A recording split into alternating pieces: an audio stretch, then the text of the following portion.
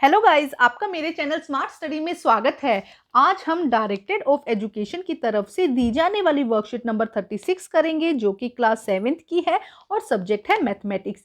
ये वर्कशीट 6 दिसंबर 2021 की है। तो आइए शुरू करते हैं आज की वर्कशीट प्रैक्टिकल ज्योमेट्री।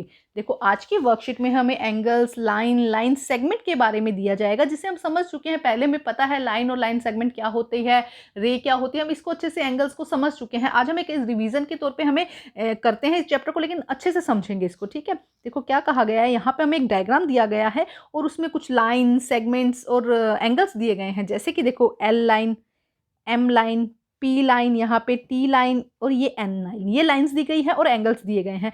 तो उसी से रिलेटेड क्वेश्चंस है, उन्हें हम सोल्व करते हैं। सबसे पहला क्वेश्चन क्या कहा गया, line dash and line are parallel. तो पैरेलल लाइन किसे कहते हैं, जो आपस में आगे जाके कभी भी मीट नहीं करती, मिलती नहीं है, ऐसी लाइंस को हम पैरेलल लाइंस बोलते हैं। जैसे कि देखो, एम, एन और ये पी, ये तीनों ही लाइंस क्या है, ये तीनों ही लाइन क्या है, एक दूसरे के पैरेलल हैं। तो हम यहाँ पे लिख सकते हैं लाइन एम। देखो, हम इसे हटाते हैं पहले। देखो कौन कौन सी लाइन पैरेलल हुई, एल, उसके बाद में हम लिख सकते हैं एम, पी, ये तीनों ही लाइन क्या हो जाएंगी, एक दूसरे के पैरेलल हो जाएंगी। क्वेश्चन नंबर सेकंड में देखो क्या कहा गया, लीनियर पेयर ऑफ एंगल।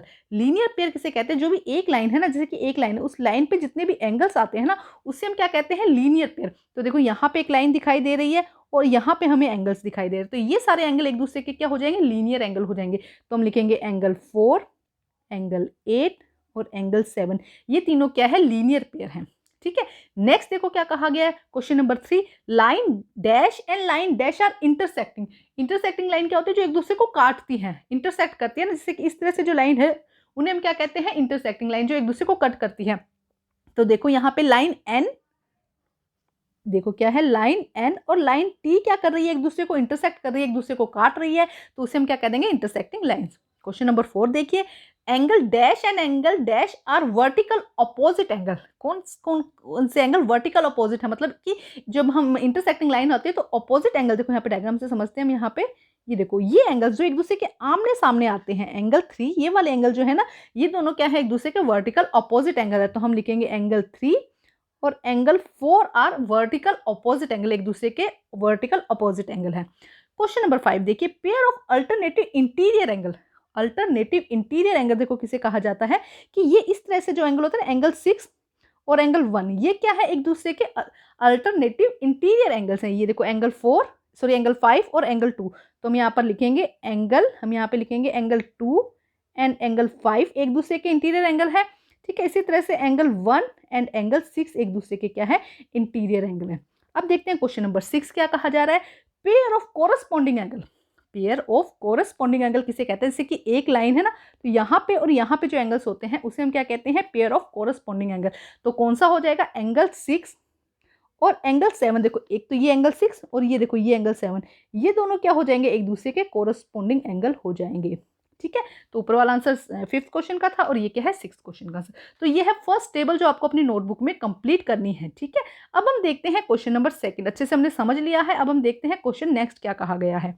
ध्यान से समझो क्वेश्चन में, construct a line parallel to a given line through a point not be to the line. Okay, हमें क्या करना है, यहाँ पे पेज लेकर, पेपर लेकर हमें फोल्ड करके उसको अलग अलग चीज़ें ऑब्जर्व करनी है। तो आइए देखते हैं क्या कहा गया है। ये एक्टिविटी है जो आपको करनी है, इसमें लिखना कुछ नहीं है, सिर्फ आपको करना है।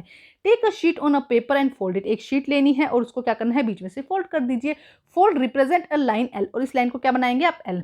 Unfold the paper and mark a point A. आपको क्या करना है, उसको अनफोल्ड करना है और उस पर क्या करना है, ए पॉइंट। जो लाइन बनी है ना, अभी जब फोल्ड कर देते हैं एक लाइन बन जाती है ना, तो उस पर आपको ए पॉइंट बनाना है। On the paper outside the line L, अब क्या करना है, उसके बाहर की तरफ आपको क्या बनाना है, एल बनाना है। Fold the paper perpendicular of the line such is perpendicular pass through. अब क्या करना है, इसको इस तरह से फोल्ड करना है, इस डायरेक्शन में जब आप फोल्ड करोगे तो इस तरह से एक लाइन बनेगी। Name the perpendicular A N, आपको क्या करना है, यहाँ पे नाम देना है ए एन।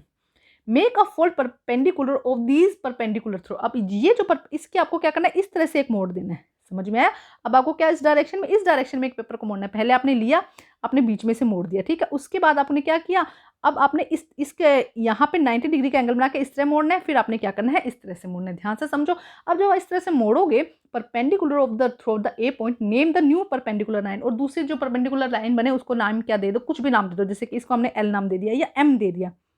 समझ रहे हो ना, पहले मोड़ा तो यहाँ पे लाइन बनी, उसके बाद परपेंडिकुलर यहाँ मोड़ दिया, अब इसके परपेंडिकुलर फिर ऐसे मोड़ दिया, तो अब इसका नाम दे दिया हमने एम, ये ऐसे इस तरह से बन जाएगा। ठीक है, अब F and Z shape are the paper, what type of the angle you observe, किस तरह के एंगल्स बनेंगे, तो आप ये करके देखेंगे तब आपको पता चलेगा।